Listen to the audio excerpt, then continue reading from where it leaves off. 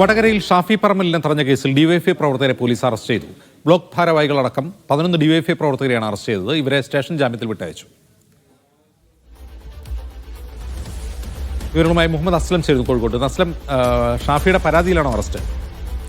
പരാതിയിൽ ഇന്നലെ തന്നെ ഇത് സംബന്ധിച്ചുള്ള കേസ് പോലീസ് രജിസ്റ്റർ ചെയ്തിരുന്നു. എംപിയുടെ വാഹനം തടഞ്ഞതും ബഹളം ഉണ്ടാക്കിയ സംബന്ധിച്ചുള്ള കേസ് രജിസ്റ്റർ ചെയ്തിരുന്നു. ഇതിന്റെ ഭാഗമായിട്ടാണ് ഇന്നലെ രാത്രിയോടുകൂടി തന്നെ ഇന്നലെ രാത്രി വൈകി 11 പേര് വടകര ഡിവൈഎഫ്ഐയുടെ ബ്ലോക്ക് ഭാരവാഹി ഉൾപ്പെടെ 11 പേരെ പോലീസ് അറസ്റ്റ് ചെയ്തത്.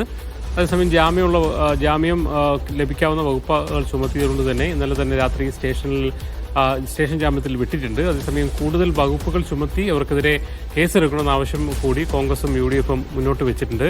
അതേസമയം ഇന്നലെ വടകരയിൽ ഇന്നലെ ഈ ഷാഫിയോടുള്ള ഒരു തടഞ്ഞതിൽ പ്രതിഷേധിച്ചുകൊണ്ട് UDF പ്രവർത്തകരും കോൺഗ്രസ് പ്രവർത്തകരും അവിടെ പ്രതിഷേധം നടത്തിയിരുന്നു. അതിനും മറ്റൊരു കേസ് രജിസ്റ്റർ ചെയ്തിട്ടുണ്ട്. പക്ഷേ ആ വിഷയത്തിൽ ആരെയും ഇതുവരെ പിടികൂടിയിട്ടില്ല. അതോടൊപ്പം തന്നെ ജില്ലാ പഞ്ചായത്ത് അംഗം VP ദുൽഖിഫിലിനെ മർദ്ദിച്ച കേസിലും പ്രതികളെ പിടികൂടുന്ന ആവശ്യം കോൺഗ്രസ് മുന്നോട്ട് വെച്ചിട്ടുണ്ട്. ശരി.